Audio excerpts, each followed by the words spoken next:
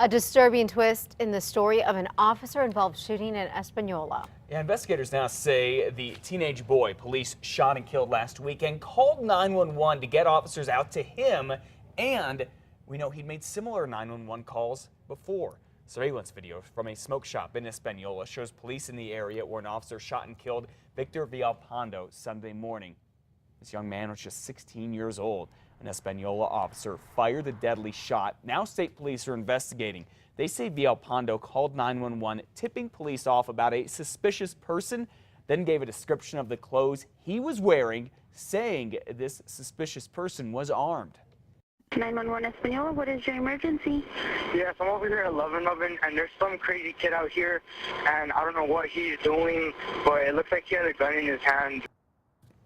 State police say Villalpando also called 911 with a similar story on Thursday and Friday, but Espanola police were not able to find him. State police will not go into detail about what happened during the shooting on Sunday, but they do say Villalpando pointed a weapon at an officer.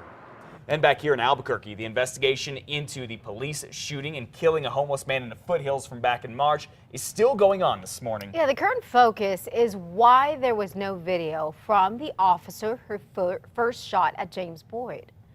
Albuquerque police. Let me see your hands. Let me see your hands. Let me see your hands. Okay, we'll pull them out here. On Wednesday, the department released new video from the deadly shooting, but said that there is no video from Officer Keith Sandy. He and Officer Dominic Perez fired the shots that killed Boyd. APD says it is looking into whether Sandy's camera malfunctioned or if he failed to turn it on. APD will decide if Officer Sandy should be disciplined once the investigation is complete. The shooting is also being investigated by the FBI. Mayor R.J. Berry says coming up with a lapel camera policy and discipline plan is a top priority. We have a situation where we're trying to craft some auditing policies, for example, so that we can audit rank and file folks, whether it's a critical incident or not, to see if we have officers that have a propensity not to. Retrain those situations, set the discipline in place to make sure that that's happening. Initially, Police Chief Eden said Officer Sandy recorded the shooting, but that turned out not to be the case. From this morning's papers, the family of the man shot and killed by Albuquerque police 3 years ago and just awarded $6 million says it wants criminal charges filed against the detectives involved. The Albuquerque Journal says a lawyer for Christopher Torres' family wants the Department of Justice to look at filing charges against detectives Richard Hilger and C.J. Brown. These two. Earlier this week, Judge Shannon Bacon ruled Hilger's and Brown's statements were not consistent and there was no proof Torres reached for their gun. Brown shot him 3 times in the back in his own backyard, killing him.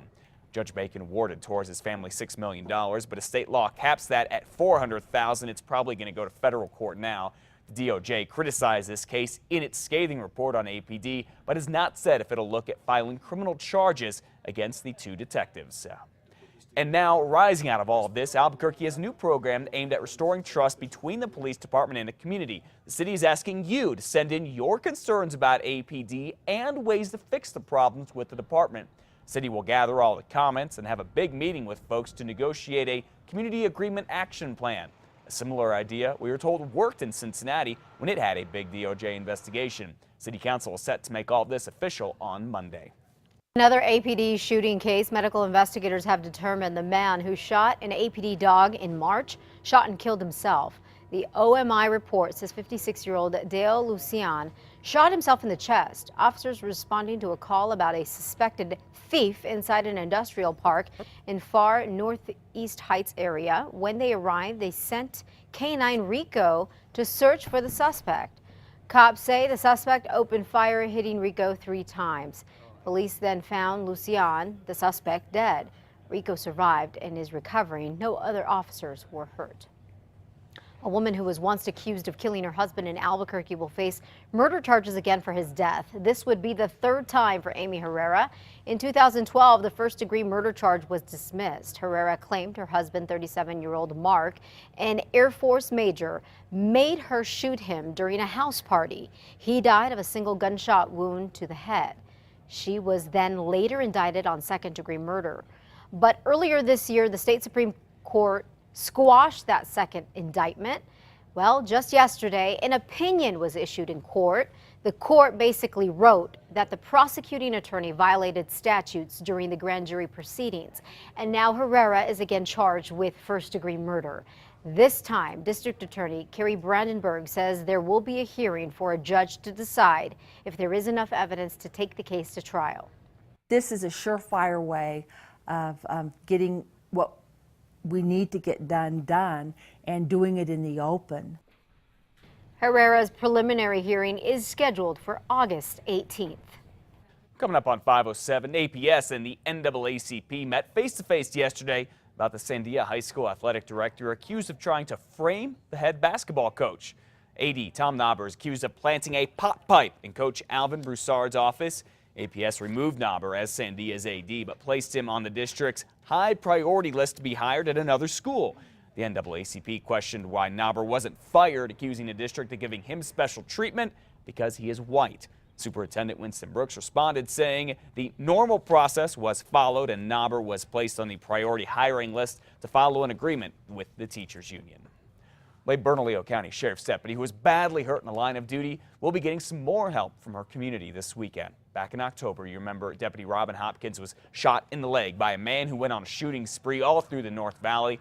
She's been working hard to recover ever since, but she still cannot go back to work. Now the Vista Grande Church is helping raise funds for Deputy Hopkins' mounting medical bills. It's having a family block party this Saturday at Roosevelt Middle School from 10 to 3. There'll be a lot of fun events, including a silent auction, a climbing wall, and a bicycle safety course for kids. Go help out Deputy Hopkins. She's an incredible lady.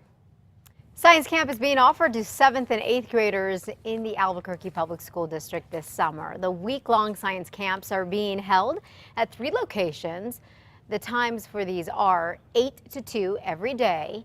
And the first one is at Monzano High School, running from next Monday through Friday, June 16th through the 20th.